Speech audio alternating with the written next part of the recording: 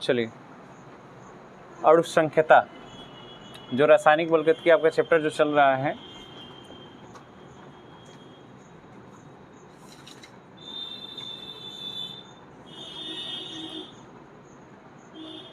उसमें कहाँ तक कंप्लीट करवाए थे? आए? इसमें कहाँ है? केमिस्ट्री में देखिए, केमिस्ट्री में देखिए,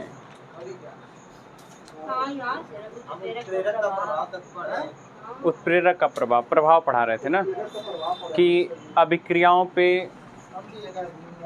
नहीं सुनिए, यहाँ तक होके छोड़ा गया था कि अभिक्रियाओं पे निम्न कारकों का प्रभाव। देखिए, अभिक्रियाओं पे निम्न कारकों का प्रभाव, जिसमें से आपको पढ़ाए थे, निम्न पॉइंट बताया था मैंने। पहला कितना था आपका? अरे द्रव्यमानुपाती क्रिया का नियम पढ़ा के आपको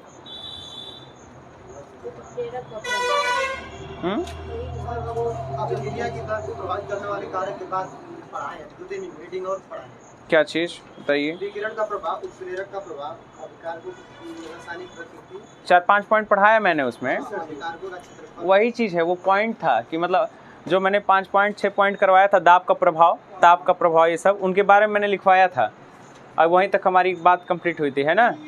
अब आगे चला जाएगा कि अणुसंख्यता के बारे में पढ़ा जाएगा कि अणुसंख्यता क्या होती है। सुनिए इसको, देखिए, जैसे आप कोई रिएक्शन करते हैं और रिएक्शन में आपने ले लिया, सपोज दैट मान लीजिए कि हम NaCl ले लेते हैं, NaCl ले लिया जाए,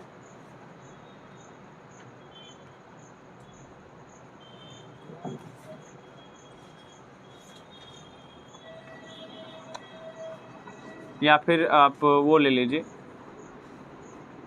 NO + O2 ले लीजिए, क्या बना लेगा ये? तो NO2 बनाएगा आपका, आई थिंक, हाँ। बैलेंस करिएगा तो ये 2 हो जाएगा और यहाँ 2 कर दीजिए, कंप्लीट हो जाएगा, ठीक है ना। इतना तो कहता है कि अणुसंख्यता मॉलिक्यूलरिटी होती क्या हमारी। तो जब भी कोई, जैसे ये हमारा क्या है, रिएक्टेंट है, और ये मेरा क्या है, प्रोडक्ट है।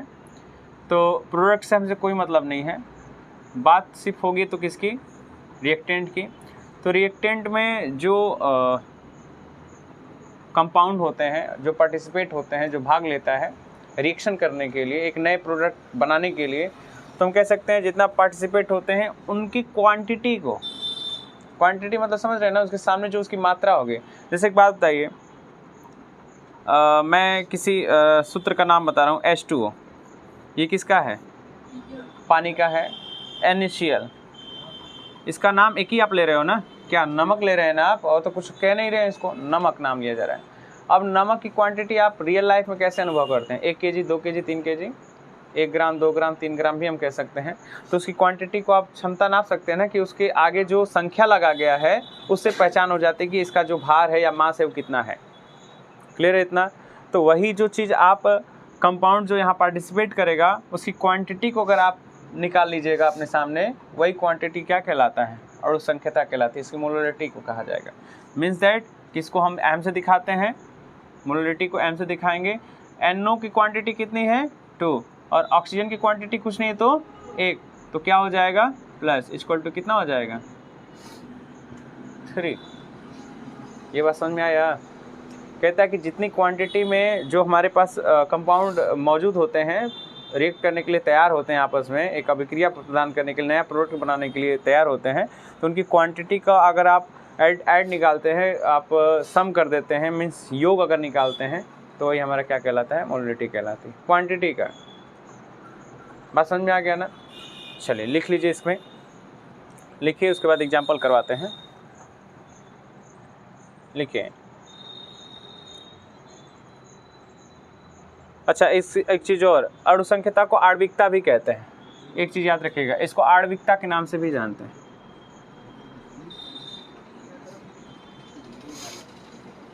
अगर ये शब्द ना देकर अगर ये देता है, ये शब्द ना देकर अगर आणविकता पूछता है, तो आप जान लीजिएगा कि इसी की बात की जा रही है, ठीक है ना, मतलब मोलरिटी की बात हो रही है। लिखिए इसमें किसी क्रिया की अणुसंख्यता से तात्पर्य, किसी क्रिया की, ले लो भाई कोई पेज वगैरह ले लो उसमें से जाके, ऐसे बैठने से क्या। लिखिए किसी क्रिया की अणुसंख्यता से तात्पर्य, तात्पर्य अभिक्रिया में, अभिक्रिया में क्रिया करने वाले, क्रिया करने वाले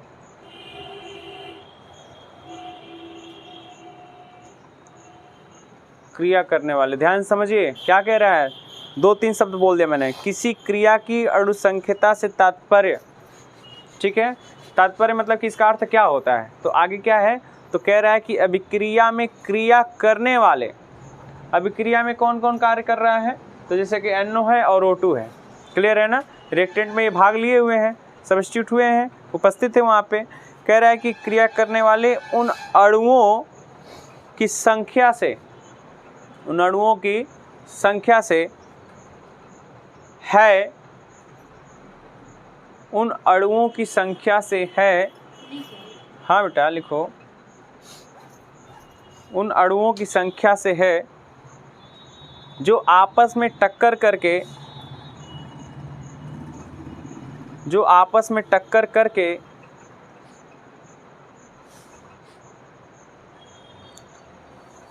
रासायनिक क्रिया या आपस में टक्कर करके रासायनिक क्रिया या परिवर्तन कराते हैं, परिवर्तन कराते हैं।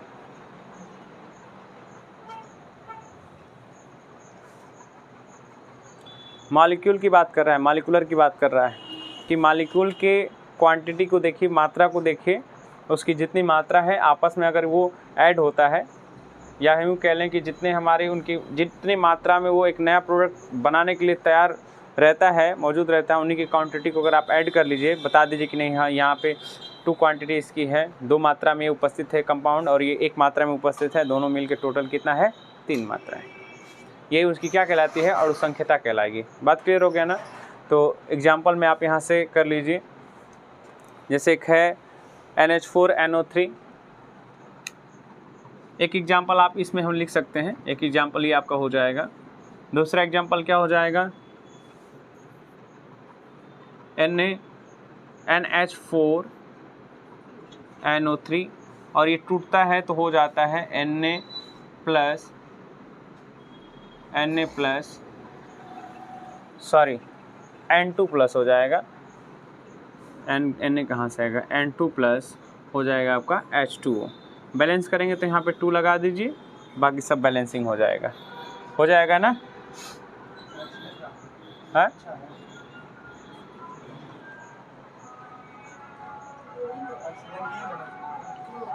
ऑक्सीजन 3 होना चाहिए, तो यहाँ से बैलेंस करिए इसको,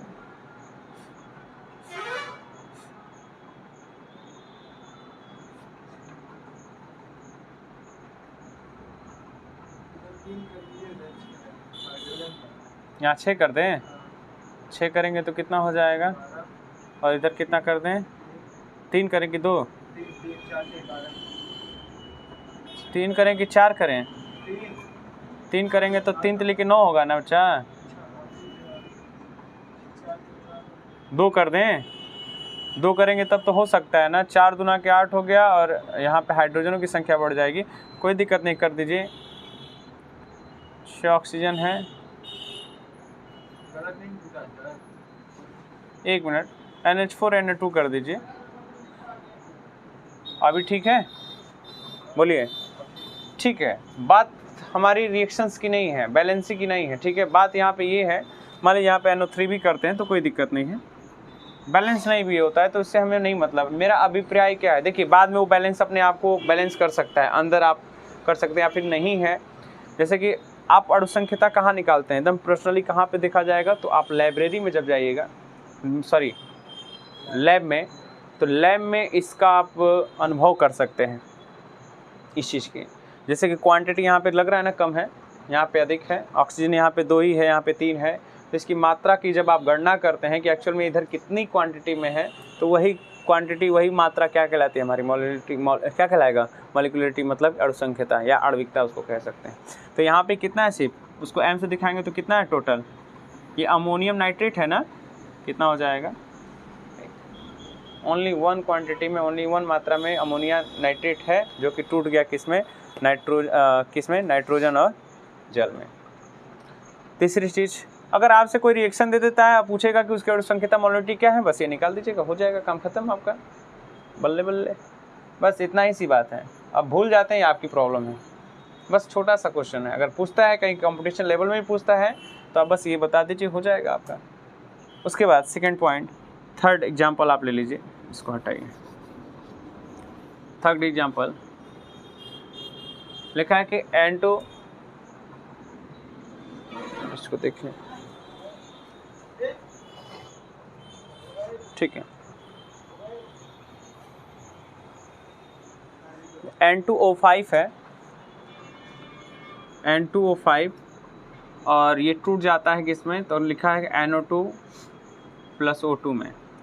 अब यहाँ बैलेंस कर लीजिए, यहाँ पे अगर हम 4 कर लेते हैं तो ऑक्सीजन 4 दूना के 8, 8 2 10, और यहाँ पे 2 का मल्टीप्लाई कर देंगे तो हो जाएगा बैलेंस टोटल। तो कहता है कि अभी यहाँ पे इसकी क्वांटिटी कितनी हो गई, तो इसकी जो मोलरिटी है अणुसंख्यता वो कितनी आ जा रही है, 2। बात क्लियर हो गया ना। ये एक कंपाउंड है, एक नाम है, ये एक अणु है, बात समझ में आ रहा है ना अपने आप में।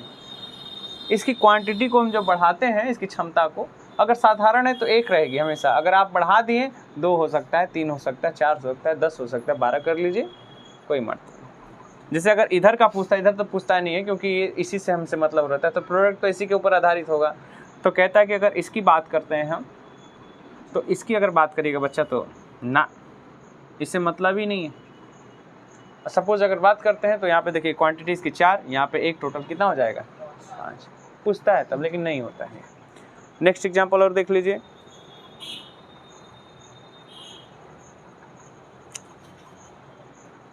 HBr + O2 दिया है। चौथा HBr + O2 है और रिएक्शन करके बनाया है H2O + Br2, H2O + Br2। अब यहाँ पे अगर आपसे पूछ देता है कि इस रिएक्शन में इसकी मोलरिटी मतलब अणुसंख्यता कितनी होगी, तो कितनी हो जाएगी बच्चा, इसकी कितनी है, 1 है ना, और इसकी कितनी है, बैलेंस है क्या, ये बैलेंस कर दिया जाए, यहाँ पे अगर हम 2 कर देते हैं हो जाएगा, तो यहाँ पे हम 2 कर दें, यहाँ पे 2 कर दिया जाए, तो 2 कर देंगे तो इधर कितना हो जाएगा,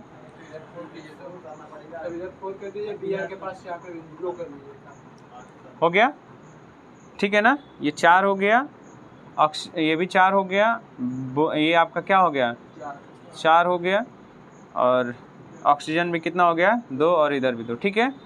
अब यहाँ पे अगर मोलरिटी आपसे पूछता है तो m = क्या हो जाएगा, 4 + 1 = कितना हो जाएगा, कोई दिक्कत, यही होता है। कोई भी रिएक्शन दे, मोलरिटी पूछेगा तो इस साइड का आप अपना कर सकते हैं आसानी पूर्वक, ठीक है।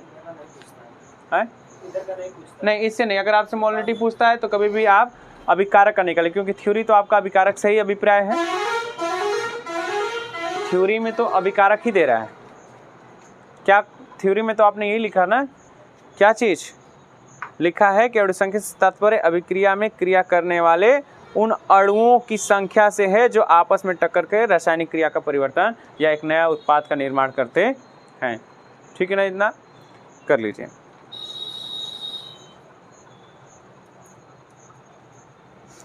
और भी कर सकते हैं एक आध एग्जाम्पल, देखिए एक एग्जाम्पल और है, ये देखो मस्त एकदम, कौन सा है, 5वां ना, ये देखो आप, ये 450 डिग्री सेल्सियस पे टूटता है तो बनाता है C2H4 C2H4 टूटेगा तो C2H4 बनाएगा, ठीक है। अब देखिए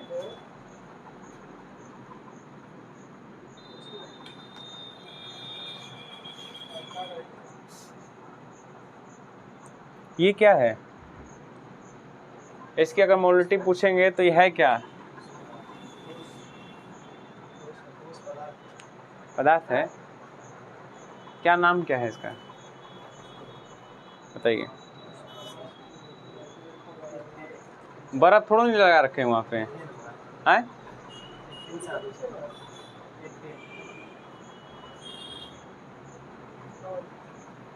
बताइए।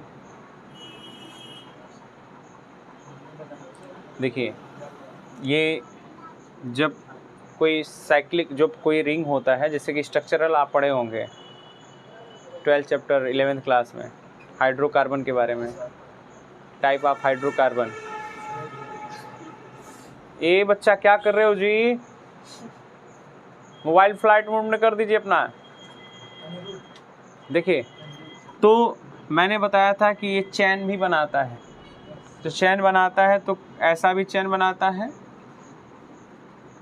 ये भी चैन बनाता है, ऐसा भी बना सकता है। चैन मतलब कि वो पूरा पैक कर दे अपने आप को, एक दूसरे से जोड़ ले, और ये भी बना सकता है। तो जितनी कार्बन होते हैं उनका नाम रखते हैं, और सिंगल बॉन्ड है तो N लगाएंगे, और इनके पहले हम साइक्लो का यूज करते हैं। तो ये साइक्लो क्या हो जाएगा, साइक्लो क्या हो जाएगा, प्रोपेन हो जाएगा, साइक्लो हेक्सेन हो जाएगा, साइक्लो पेंटेन हो जाएगा, साइक्लो क्या है, ब्यूटेन। 4 कार्बन है, 1 2 3 4 के लिए ब्यूट लगाया जाएगा, तो यहाँ पे क्या है, साइक्लो ब्यूटेन है। ये क्या चीज़ है, ये साइक्लो ब्यूटेन है। और साइक्लो ब्यूटेन टूटता है मतलब कि ये क्या है, C4H क्या है, 8 है, ठीक है ना, क्योंकि यहाँ कार्बन यहाँ और यहाँ, इसको बढ़िया से बना के आपको हम पूरा दिखाते हैं। देखो टॉपिक कुछ और चल रही है, लेकिन एक नया चीज़ आपको सीखने को मिल रहा है, तो उसको सीखिए पूरा टोटली। तो 1 कार्बन, 2 कार्बन, 3 कार्बन, 4 कार्बन आपस में जुड़े हुए हैं। इस कार्बन की वैलेंसी 4 होती है, 2 इसका कवर है, 2 और चाहिए, तो यहाँ 2 हाइड्रोजन, यहाँ भी 2 हाइड्रोजन, यहाँ 2 हाइड्रोजन, और यहाँ 2 2 2 4 2 6 2 8 C4H8 है। जब इसको आप 450 डिग्री सेल्सियस पे तोड़ते हैं तो ये क्या बना लेता है, C double bond C H2 और H2। बात समझ रहे हैं। 2 कार्बन के लिए हम किसका प्रयोग करेंगे, एथ का यूज करते हैं, और सिंगल बॉन्ड है तो डबल बॉन्ड है, सिंगल रहता तो एन करते हैं, डबल है तो इन का यूज किया जाएगा। तो इसका नाम क्या हो जाएगा, क्या होगा बोलिए। देखो 2 चीज़ हो सकती है, या तो फिर जैसे ये अभी बनाया था, ये रिंग भी अगर बनाता है तो ये भी तो हो सकता है, डबल बॉन्ड आ सकता है बीच में, तो इसको हम साइक्लो के नाम से समझ सकते हैं, साइक्लो। या फिर यहाँ सिर्फ एक ही जगह एक ही कार्बन, यहाँ पे कितने कार्बन का निर्माण कर रहा है, 2, तो यहाँ पे इसका अर्थ तो तात्पर्य तो निकलेगा नहीं, ये तो बन नहीं रहा है, फिर सिर्फ 2 कार्बन ही दिखाई दे रहा है आपके सामने। तो 2 कार्बन के लिए हम क्या लगाएंगे, हमेशा एथ लगाते हैं, ETH, और डबल बॉन्ड है तो क्या हो जाएगा, EN, एथीन बना देगा, ठीक है। बैलेंस कर लीजिए, यहाँ पे 2 कर देंगे, बैलेंस हो जाएगा टोटल ये। अब इसकी क्वांटिटी पूछेगा कि इसकी मात्रा कितनी, मोलरिटी क्या है, तो M इक्वल टू कितना होगा, कोई दिक्कत है तो बताइए। क्लियर हो गई बात ना, क्या बेटा, 2 कार्बन है ना, 2 कार्बन है, 2 कार्बन तो मैंने सिंगल कर लिया, लेकिन हाइड्रोजन कितनी है, हाइड्रोजन की संख्या बस 4 ही था ना, हाइड्रोजन की संख्या, वो तो मैंने बाद में ना बढ़ाया, इसको बैलेंस किया हूँ ना दोनों तरफ, 4 ही था ना, 4 ही था, C2H4 ही बना रहा है, तो मतलब कि 2 हाइड्रोजन इसके लिए, 2 हाइड्रोजन इसके लिए, 2 2 कितना हो गया, 4। बात क्लियर, कोई दिक्कत, ये चीज़ था, तो इसको बैलेंस आप कर सकते हैं यहाँ पे 2 लगा के। एक होगी ना, एक ही ना है, C4H8 है, एक ही ना साइक्लो ब्यूटेन है, बस मोलरिटी 1 हो जाएगी उसकी। आगे नेक्स्ट,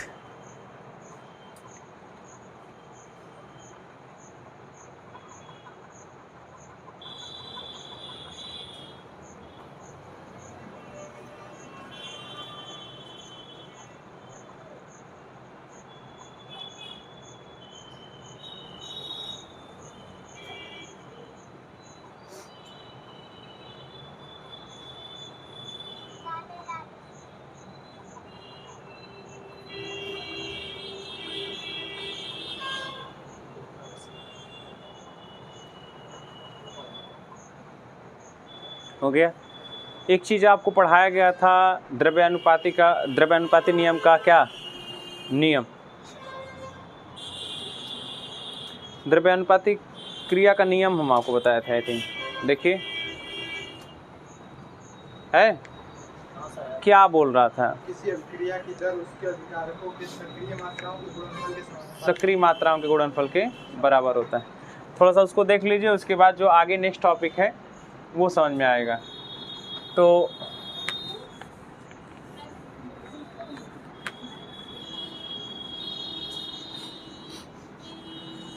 देखिए इसको,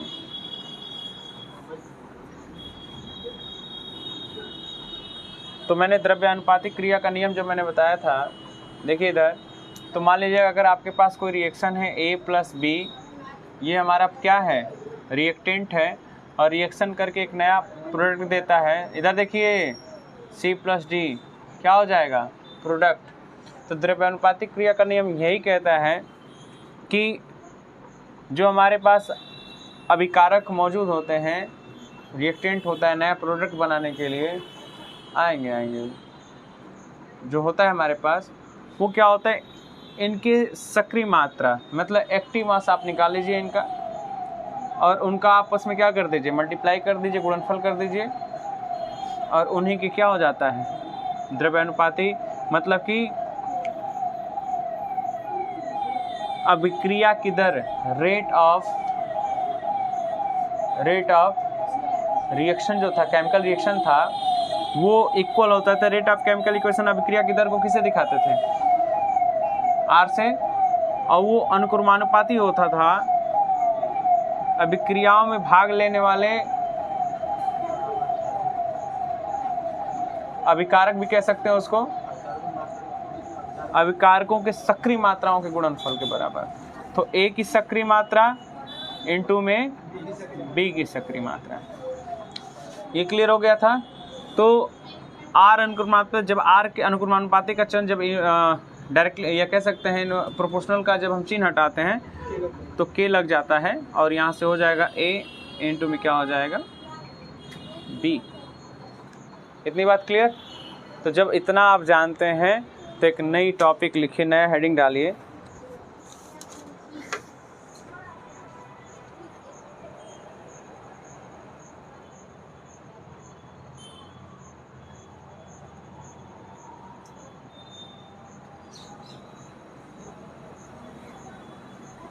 लिखिए अभिक्रिया की कोटि, हेडिंग डालिए अभिक्रिया की कोटि।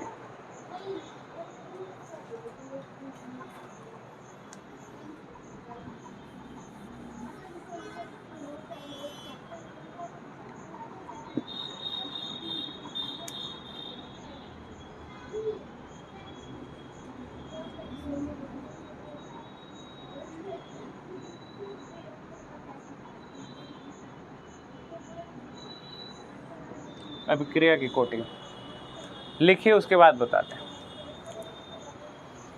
लिखिए किसी अभिक्रिया की कोटि, किसी अभिक्रिया की कोटि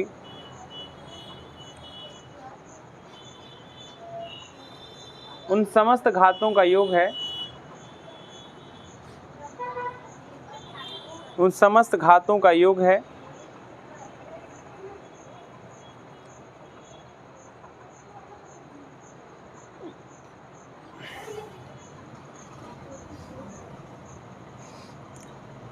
जिन्हें अभिक्रिया की प्रेक्षिक दर को, जिन्हें अभिक्रिया की प्रेक्षिक दर को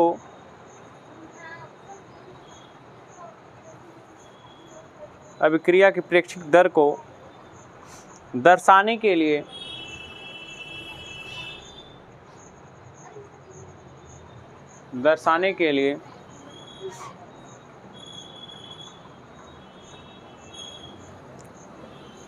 दर नियम समीकरण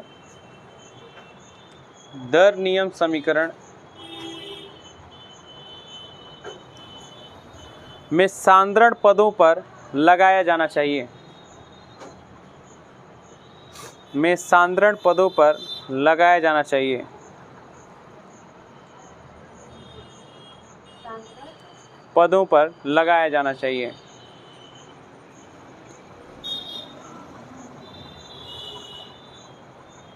या करके नया एक टॉपिक लिख लीजिए, इस पे नई थ्योरी। किसी अभिक्रिया की कोटि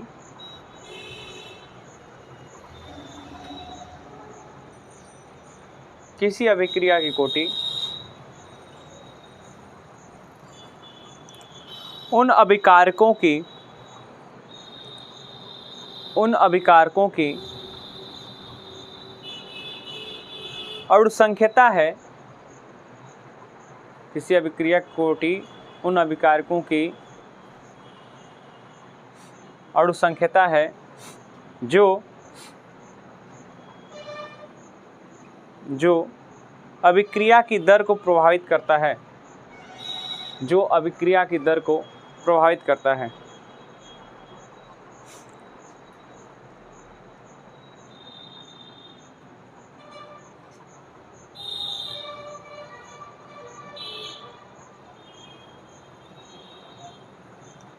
नीचे से लिखिएगा, इसको स्मॉल एन से प्रदर्शित करते हैं।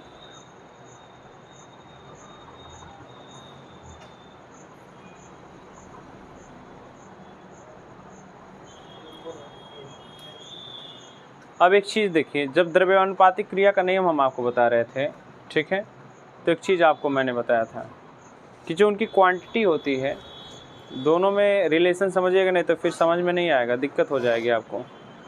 तो जैसे A था प्लस B था, रिएक्शन करने के बाद C प्लस क्या आता था, D, और इनकी जो आप सक्रिय मात्रा निकालते थे, इधर समझिए, जो उनकी सक्रिय मात्रा थी आपके सामने, वही उनका क्या कहलाता है, द्रव्यानुपातिक क्रिया का नियम कहते थे, या कह सकते हैं कि वो अभिक्रिया की दर रहती थी। अब यहाँ पे कह रहा है कि जो इसकी सक्रिय मात्रा का जो आगे सामने क्वांटिटी दिया जाएगा, जो क्षमता रहेगी, उनका अगर आप योग कर लेते हैं तो कहते हैं कि वो अभिक्रिया की दर को प्रभावित करेगा। जैसे इसकी क्वांटिटी हम लिख लेते हैं, इसकी क्वांटिटी हम A मान लेते हैं, इसकी क्वांटिटी हम क्या में थोड़ा सा बड़ा कर लें, A प्लस, इसकी क्वांटिटी स्मॉल a मान लेते हैं, इसकी क्वांटिटी स्मॉल b मान लेते हैं, इसकी क्वांटिटी c और इसकी क्वांटिटी d।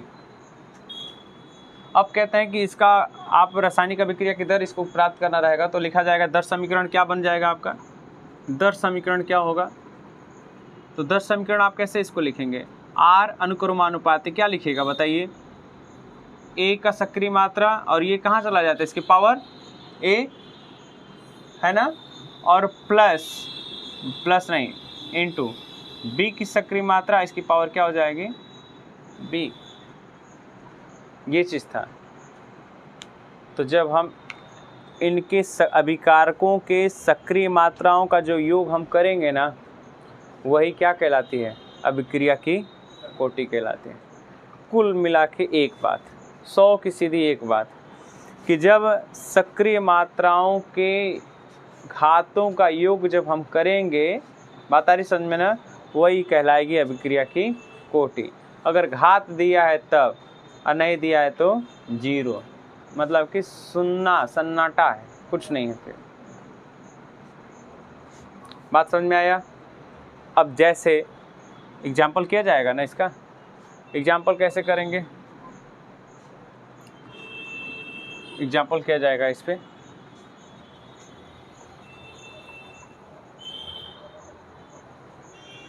तो एग्जाम्पल करने से पहले इसको एक बार देख लीजिए। यहाँ से क्या हो जाएगा, R इक्वल टू यहाँ से क्या लिखेंगे आप, K हो जाएगा, A की सक्रिय मात्रा A और B की सक्रिय मात्रा की पावर क्या हो जाएगा B। अब लिखा जाएगा कि इस समीकरण के लिए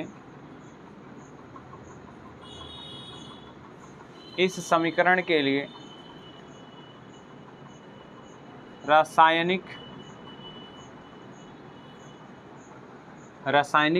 अभिक्रिया की कोटि, रासायनिक अभिक्रिया की कोटि कितनी होगी बच्चा,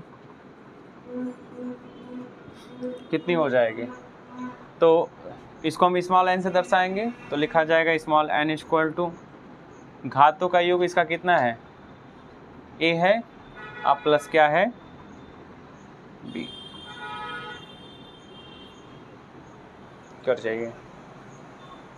किसी भी अभिक्रिया के सक्रिय मात्राओं के योग को ही हम क्या कहते हैं, अभिक्रिया की कोटि कहते हैं, और अभिक्रिया कोटि को स्मॉल n से प्रदर्शित करते हैं। घातों, सक्रिय मात्राओं की घातों के योग को जब आप रखिएगा, जब योग करिएगा उनका, वही अभिक्रिया की कोटि हो जाती है और इसको स्मॉल n से प्रदर्शित करेंगे। कोई दिक्कत नहीं होना चाहिए, ठीक, कर लीजिए, करिए। 1-2 एग्जाम्पल इस पर हम करवाते हैं, फट से करिए।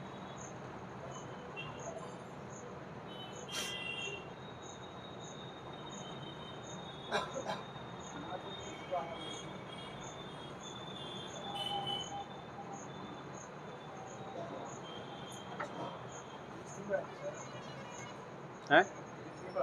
क्यों नहीं, कितना हो गया टाइम? तो एग्जाम्पल कल करवाएं इस पे। हाँ तो हो जाएगा एग्जाम्पल, कहीं ना कहीं हो जाएगा, कर लीजिए। थोड़ा सा जल्दी इस फास्ट उतारिएगा तो हम उस पर करवा दें। बस 5-6 एग्जाम्पल देंगे, हो जाएगा, बाकी कल की क्लास में। मिटाएं इसको।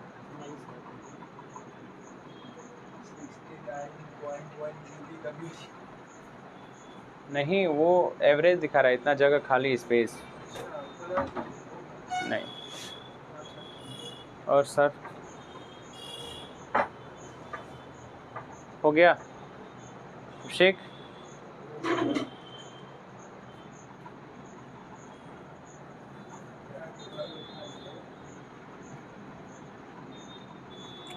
चलिए देखिए, एग्जाम्पल करवा रहे हैं इसी पे, इसको रहने दें।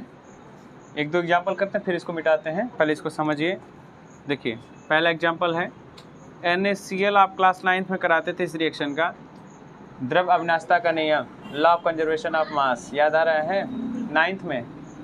तो NaCl प्लस AgNO3 का जब हम रिएक्शन कराते थे तो क्या बाहर होता था, देख रहे हैं, AgCl क्या हो जाता था बाहर, और क्या रह जाता था, तो Na और NO3 सोडियम नाइट्रेट बनाता था। ये इतनी बात क्लियर है। अब हम क्या करेंगे कि इस समीकरण क्या बोलते हैं, रासायनिक अभिक्रिया की दर को दिखाया जाएगा, ठीक है। पहले इसको दिखाएंगे कि इसकी सक्रिय मात्रा, इनकी घातों के, उनके ऊपर घात कितना है, तो लिखा जाएगा दर नियम समीकरण, इसको करके दिखाइएगा। दर नियम समीकरण, तो दर नियम समीकरण क्या बनेगा इसका, देखिए NaCl की सक्रिय मात्रा R इक्वल टू क्या हो जाएगा, NaCl, हम बस डायरेक्ट चाहें तो निकाल सकते हैं, लेकिन आपको करके दिखा रहे हैं, और उस संख्याता भी इसका निकालेंगे, और क्या निकालेंगे, अभिक्रिया की कोटि भी आपको बताएंगे। तो NaCl की सक्रिय मात्रा इनटू में AgNO3 की सक्रिय मात्रा। अब बताएं कि इसकी अणु संख्यता कितनी होगी, तो अणु संख्यता को किससे दिखाते हैं, m से। इसके सामने जो क्वांटिटी क्या है, 1, तो कितनी हो जाएगी 1, इसकी क्वांटिटी कितनी है 1, तो कितनी हो जाएगी 1 बराबर कितना हो जाएगा। अब इसके ऊपर पावर कितना है, क्वांटिटी तो हम यहीं से निकाल सकते हैं ना, समीकरण से ही निकाल सकते हैं। इसका प्रयोग कब पड़ेगा, जब इसके पावर को चेक किया जाएगा, क्योंकि यही चीज़ पावर में आ जाती है, याद रखिएगा। जो इसकी क्वांटिटी को आप m से करके दिखा रहे हैं मॉलिक्यूलिटी को, ये अगर सक्रियता निकालेगा तो पावर के रूप में आ जाता है। तो जब पावर में निकालेगा तो इसकी पावर कितना है 1, तो इसको किससे दिखाएंगे, स्मॉल n से, तो 1 प्लस क्या है 1 बराबर 2। तो हम कह सकते हैं कि इस समीकरण का जो अणुसंख्यता है और जो अभिक्रिया कोटि है, दोनों के दोनों क्या है, बराबर है। कोई दिक्कत, समझ में आ रहा है ना इतना। अब सेकेंड एग्जाम्पल देखिए, क्योंकि इसमें इंटरेस्टिंग है, एक चीज़ बहुत इंपॉर्टेंस है, उसको देखिएगा। जैसे एक और देखिए CaOH, आप खुद करिए इसको, नीचे कर दें इसको। दूसरा है CaOH का whole twice plus 2HCl arrow बना रहा है CaCl2 plus 2H2O। CaCl2 plus 2H2O। देखो बेटा इसमें लॉजिक देखो क्या है, गजब की लॉजिक है। नॉर्मल ये लगेगा अभी तो निकालोगे आप तुरंत इस चीज़ को लिखिएगा, लिखिएगा इस चीज़ को। दर नियम समीकरण बेटा क्या हो जाएगा, R इक्वल टू CaOH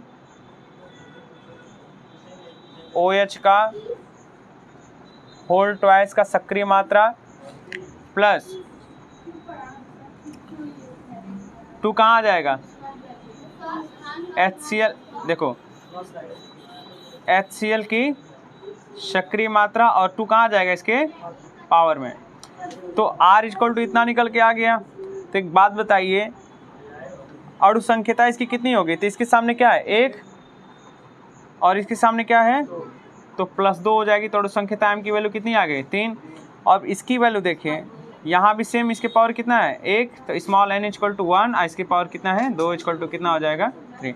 कोई दिक्कत, ये दोनों चीज़ अब इसमें कह सकते हैं दोनों। अब देखो क्या मज़ा आएगा फिर, अगर किसी भी यौगिक का अगर जल के साथ अगर क्रिया कराते हैं तो जो उसकी क्वांटिटी है ना, तो मात्रा आप अपने आप से मिलाते हैं, बढ़ाते हैं और घटाते हैं। सीधा सीधा उदाहरण दें, अल्कोहल अपने हिसाब से कम ज़्यादा करते हैं ना। जो एसिड मान लीजिए नींबू है, अधिक मात्रा में कितना उसकी क्वांटिटी पानी लेना चाहिए एक नींबू में, हम कहते हैं एक नींबू में पानी कितना मिलाओगे, तो तुम अपने हिसाब से एक पाव आपने पानी ले लिया 250 ग्राम, पता चला कि कड़वा बहुत ज़्यादा है, थोड़ा सा और पानी आप बढ़ा रहे हैं।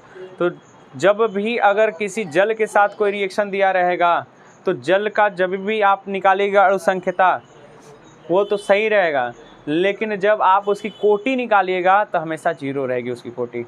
कोई शक, कोई दिक्कत। एक्चुअल जब किसी भी पदार्थ का क्वांटिटी हम अपने हिसाब से बढ़ाते घटाते हैं तो उसके पावर कोई क्षमता हम नहीं, उसकी मात्रा को हम डिस्कस नहीं कर पाते हैं। उसकी मात्रा घटती बढ़ती है ना अपने हिसाब से, इसी को बढ़ाना ना, इसके आगे क्वांटिटी बैलेंस करने के लिए तो अपने हिसाब से जब बढ़ाइएगा, इधर दे उससे कोई मतलब नहीं। रासायनिक अभिक्रिया में भाग लेगा और अपने हिसाब से जब घटाइए बढ़ाइएगा। कोई पदार्थ ऐसा, तो जल ही एक ऐसा हमारे हिसाब से पदार्थ है कि जिसकी क्वांटिटी बढ़ाई घटाई जा सकती है, इसलिए अभिक्रिया कोटि इसकी हमेशा क्या होती है 0 होती है। कोई दिक्कत, तो इस नोट करके एक इम्पॉर्टेंट टॉपिक आपको मिला फिर से। तो एक एग्जांपल आपके सामने करते हैं, CH3COO। देखो CH3COO और दिया है C2H5 प्लस इसकी क्रिया कराई जा रही H2O से।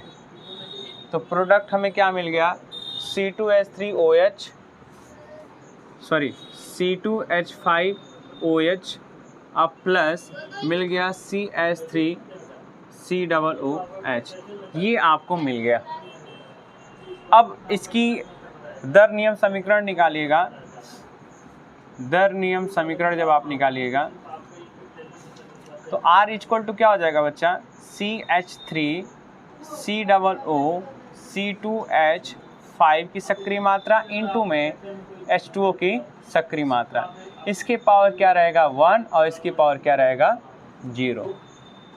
ठीक है, तो हम लिखेंगे इसकी M की वैल्यू कितनी होगी, M मतलब मॉलिक्यूलरिटी, तो इसके पावर क्या है 1 और इसके आगे भी क्या है 1, तो 1 + 1 क्या हो जाएगा 2। बट n इक्वल टू क्या होगा, इसकी पावर कितना है 1, बट इसके पावर क्या हो जाएगा 0 इक्वल टू क्या आ जाएगा 1। कोई दिक्कत। अब इस चीज़ को लिख लीजिएगा विशेष स्थिति में, इसको हम लिखेंगे, लिखा जाएगा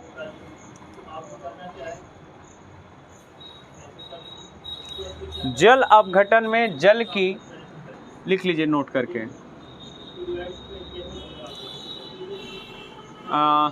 जल अपघटन में जल की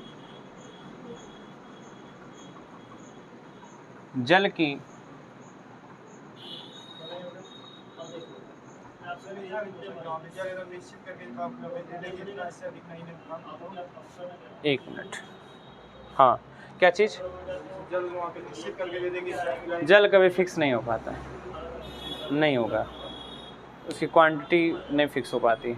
एक्चुअल आप रिएक्शन अपने से करा रहे हो ना, किसी लैब में आप खड़े हुए हैं। अभी तो मैंने स्टार्टिंग में बोला कि इस सब की पहचान हम लैब के ही अंदर करेंगे। और लैब में देखो, ये चीज़ मिलाओगे ना तो इसको बैलेंस कर सकते हो आप अपने तरीके से, फिक्स है कि ये दे रहा है। लेकिन जब किसी चीज़ में हमने पानी मिलाया, पानी के साथ रिएक्ट करता है, तो हो सकता है सांद्र भी हो सकता है तनु भी हो सकता है। अब कहाँ पकड़ोगे बैठोगे? आज जो ये सब क्रियाएँ कितनी देर में हो रही हैं, क्या प्राप्त हो रहा है, कितनी उसकी क्वांटिटी है ना, उसी को एक नाम शब्द से आप प्रयोग करते हैं और बताते हैं। अभी मैंने एक चीज़ किया, प्रेक्षण करके देखिए। प्रेक्षण दर से कुछ आपने लिखा है क्या? प्रेक्षित दर, प्रेक्षित दर, प्रेक्षित दर देखा ना आपने अभी? तो वही प्रेक्षित दर जो है आपकी, कह सकते हैं क्या कि जो उसकी, जैसे यहाँ से आप रिएक्शन करा रहे हैं, क्या मिल रहा है क्या नहीं मिल रहा है, ये सब चीज़ें माता जी बात करेंगे। तो बात समझ में आ रहा है क्या सर? क्या चीज़? नहीं, फ्लाइट है मेरे पे, कवरेज एरिया से बाहर बोल रहा हूँ। फ्लाइट मोड में एक्चुअल लगाया है ना, वही अब वो फ़ोन आता तो ऑफ हो जाती है। चलिए देखिए, यहाँ पे लिखा जाएगा जल अपघटन में जल की अधिक मात्रा लेने पर, या लिख सकते हैं कि जल अपघटन में, जैसे हम जल का अपघटन कराते हैं, जल का अपघटन कराने का मतलब है कि जब जल मिलाइएगा तो देख रहे हैं कुछ जल की मात्रा इसके साथ और कुछ जल की मात्रा किनके साथ, इनके साथ जब बट जाती है तो हम लिखेंगे कि जल अपघटन में जल की अधिक मात्रा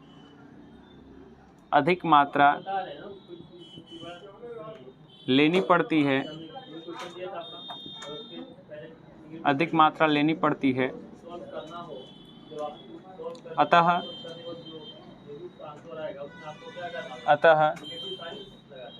लिखा जाएगा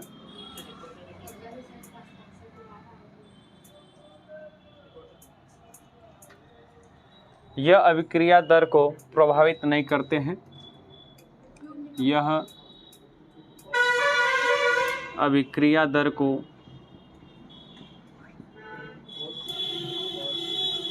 प्रभावित नहीं करते हैं,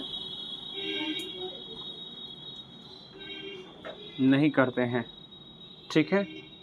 इस प्रकार आप लिखते रहिए।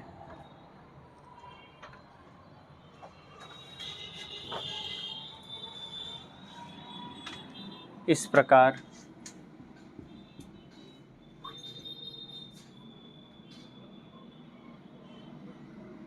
इसकी कोटि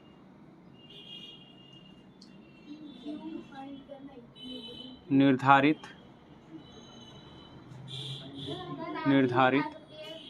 नहीं होती है,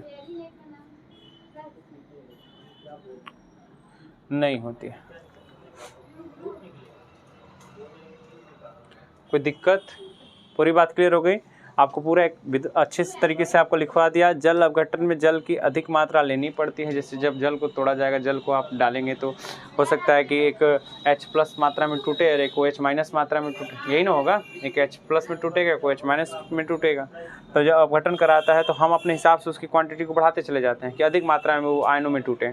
जब ऐसी स्थिति होगी तो कहते हैं अभिक्रिया की दर को प्रभावित नहीं करते हैं, इस प्रकार इसकी कोटि निर्धारित नहीं होती है। अर्थात हम क्या करते हैं, हमेशा H2O की जो कोटि अर्थात H2O की कोटि सदैव क्या लिखा जाएगा बच्चा? 0 होती है। क्लियर हो गई बात? अब जो भी आगे क्लास होगी कल